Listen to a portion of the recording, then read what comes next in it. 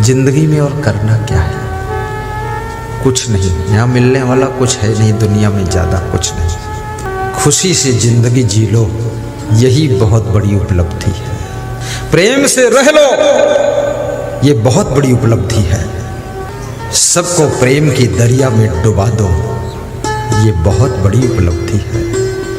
सबकी गम खा लो, सह लो, अपने संगठन को टूटने मत दो, परिवार की एकता और प्रेम को बना रहने दो।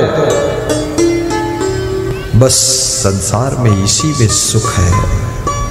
राग द्वेष मत फैलाओ, ईर्ष्या भी मत करो किसी से, कुछ भी मिलने वाला नहीं। दिल के अंदर यदि ईर्ष्या है, राग द्वेष है, शांति नहीं मिलेगी। ईर्ष्यु घृणी न संतुष्टा, क्रोधनो नित्य संकिता, पर भाग्योप जीवी च खड़ेते नित्य दुखिता। यद्रच्छा लाभ संतुष्टो द्वंद्वातीतो विमत्सरा, समा सिद्धाव सिद्धोपि च कृत्वापि न निबद्धते।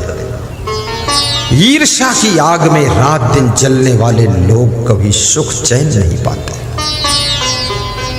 जो दूसरों की उन्नति देख करके प्रसन्न होता है और दूसरों को दुखी देख करके जिसका मन दुखी हो जाता है, पद्म पुराण का ऋषि कहता है वो साक्षात धरती का हरि भगवान होता है, वो भगवत स्वरूप होता है और भगवान कहीं अलग नहीं होता है। जो दूसरों की खुशी में खुश होता है और दूसरों के दुख में द्रवित होता है, ये भगवान का गुण होता है, यही भगवत लक्षण होता है।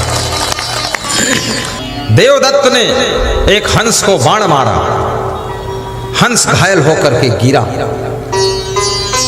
गौतम ने उसको उठाया, गोद में लेकर के पानी पिलाया, सहला रहा। देवदत्त आता है और कहता हंस मेरा है क्योंकि मैंने मारा है। गौतम कहते हंस मेरा है क्योंकि मैंने बचाया है। दोनों में विवाद हुआ।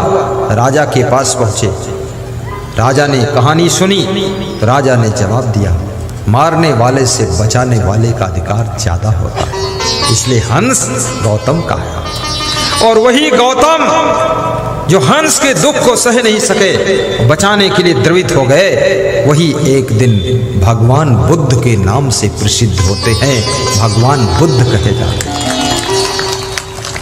वे भी किसी माता पिता की संतान थे, वे भी मनुष्य के रूप में पैदा हुए थे।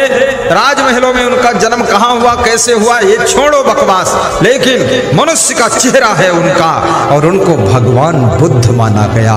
याद रखना, यदि आपके अंदर दया है, करुणा है, रहम है, तो ये लक्षण भगवान का है, फिर आप स्वयं भगवान के रूप हैं, भगवान के रूप है। ईर्ष्या द्वेष से बचो, जलन मत करना किसी से।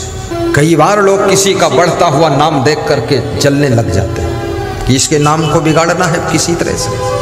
और याद रखना, आपका नाम बढ़ने लग जाए, धन धाम बढ़ने लग जाए, दौलत बढ़ने लग जाए, शक्ति बढ़ने लग जाए, तो ज्यादा विनम्र हो जाना। अपनी शक्ति का दुरुपयोग मत करना, किसी को सताने में शक्ति मत खर्च कर देना, अन्यथा शक्तियां पुनः एक कुदरत वापस लेना शुरू कर देती है। शक्तियां उसके पास में परमानेंट रहती हैं जो अपनी शक्तियों का सदुपयोग करता है, शक्तियों का प्रयोग दूसरों की रक्षा करने में करता है, उसकी शक्तियां निरंतर बढ़ती चली जाती हैं। जो अपनी शक्तियों का दुरुपयोग करता है, दूसरों को सताने में शक्ति खर्च करता है, वो एक दिन शक्तिहीन हो जाता है, वो शक्तिहीन हो जाता है। अपन तेज सम्हारो आपै, गाइए। अपन तेज सम्हारो आपै, तीनों लोक हाँकते कांपै, तीनों लोक हाँकते कांपै, अपन तेज। हनुमान चालीसा की चौपाई है, दोहराइए, 3 बार दोहराइए, सब महिलाएं भी गाएं। तीनों लोक हाँकते कांपै। बहुत मस्त चौपाई है। आप अपना तेज। तेज आप पास कौन कौन तेज है, वो तेज तुम संभाल नहीं पाते, तेजहीन हो जाते हो। तेजस्वी बनो, तपस्वी बनो, ओजस्वी बनो, यशस्वी बनो, कीर्तिवान बनो। देखा आपके पास वाणी का तेज है, दृष्टि का तेज है, आपके पास में बुद्धि का तेज है, आपके पास में चरित्र का तेज है, आपके पास में सुंदर स्वभाव का तेज है। इस तेज को संभालो, कहीं इस माया मोह के संसार में आपका स्वभाव बिगड़ न जाए, वाणी बिगड़ न जाए, चरित्र बिगड़ न जाए, कहीं आचरण खो न जाए, और कहीं आपकी तेजस्विता छीड़ ना हो जाए। अपन तेज संभालो। आप हनुमान चालीसा कहती है, अपनी वाणी के तेज को भी संभालिए। आपकी वाणी ये गाली दे दे करके वाणी तेजहीन हो जाती है, इसलिए गालियां मत बको, कोई फायदा नहीं। कितनी स्त्रियां तो अपने पतियों को भी गाली देती है और पति से कहती हैं मर गया, नाश काटा और गेहूं काटा और भूसा उठाया,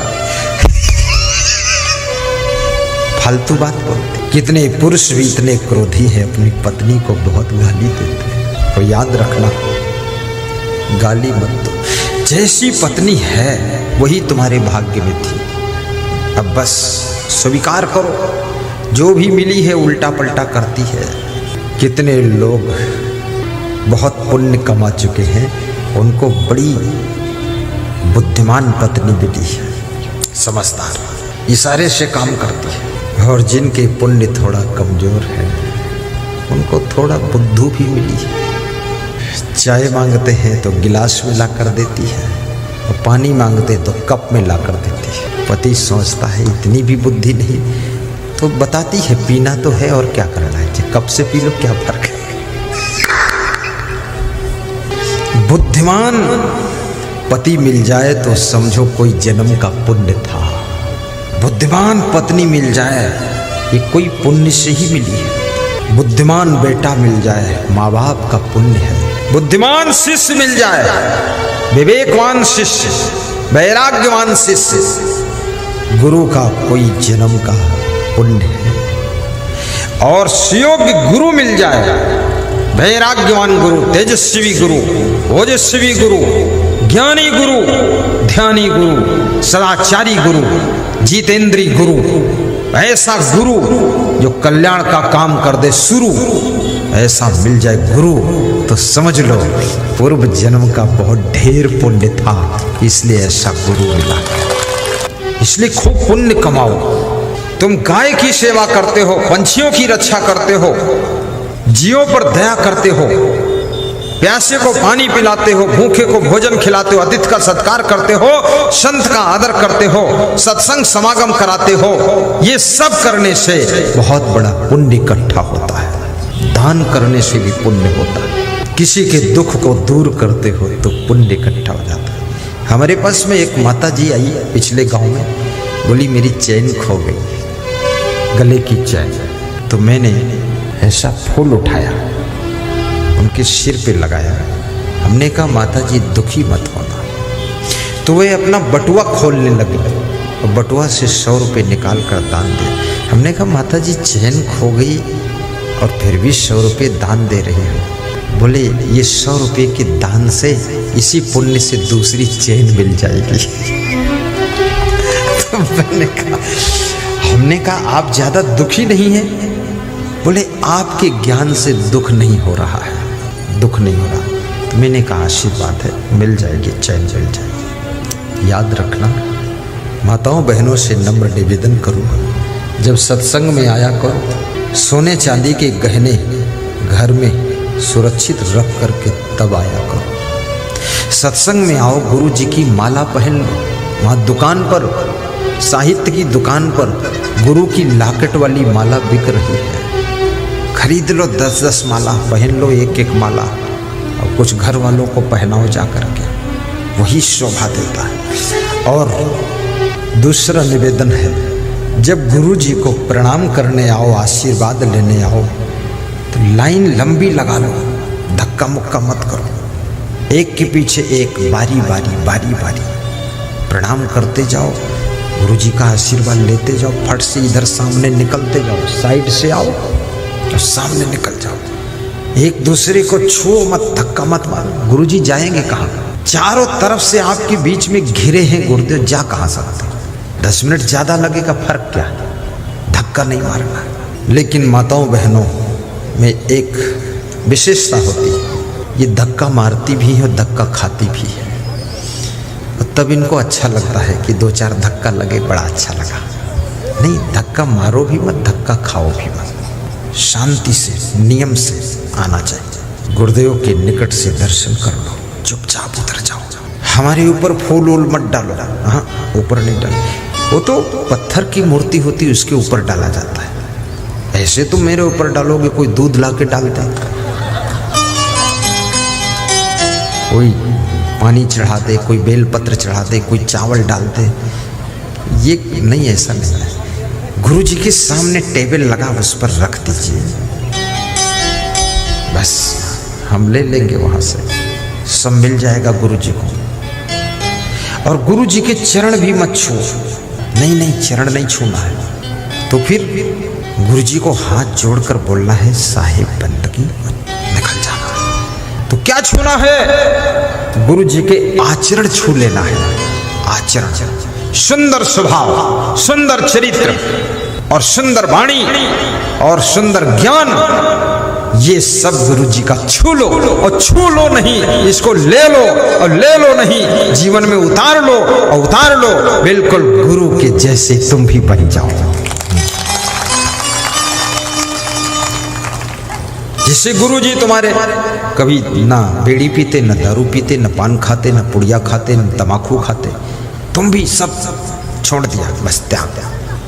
अरे मेरे गुरुदेव नहीं खाते, मैं कैसे खाऊंगा? आचरण ले लो, गुरु जी का आचरण, और गुरु जी का ज्ञान सीख लो, दूसरों को ज्ञान भी सुनाओ, तेजस्वी बनो। आपकी वाणी भी ओजस्वी होनी चाहिए।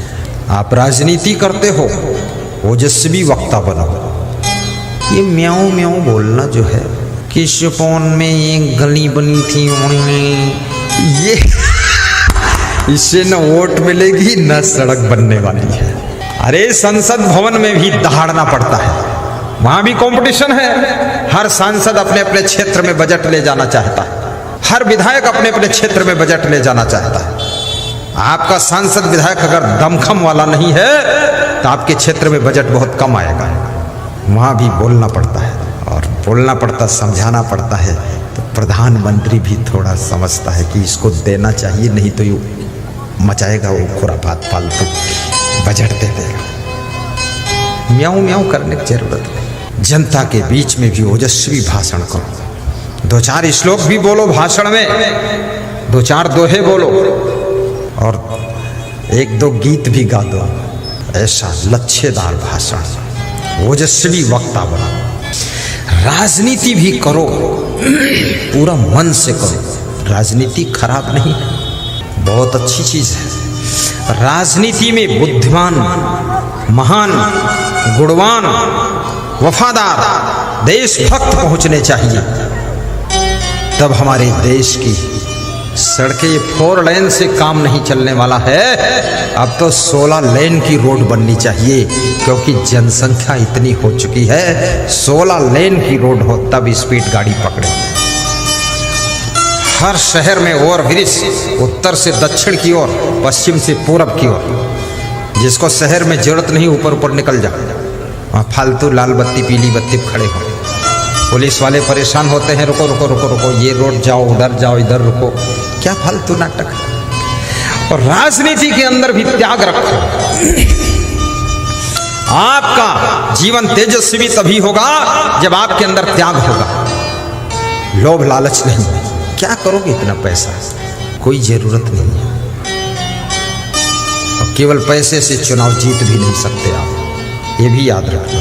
और आदमी ना किसी जाति का है, ना पाति का है, ना मजहब का है। आदमी तो अपने फायदे का है। जहां जिसको फायदा होता है वहां लोग वोट दे देते हैं, उसके साथ जुड़ जाते हैं। फायदा, शक्कर डाल दो चींटियां इकट्ठी हो जाएंगी, लेकिन नमक की बोरी रख दो एक चींटी नहीं आएगी। जहां मिठास है वहां चींटियों के झुंड इकट्ठे होते हैं, जहां फायदा है वहां वोट मिलती है, जनता को फायदा है।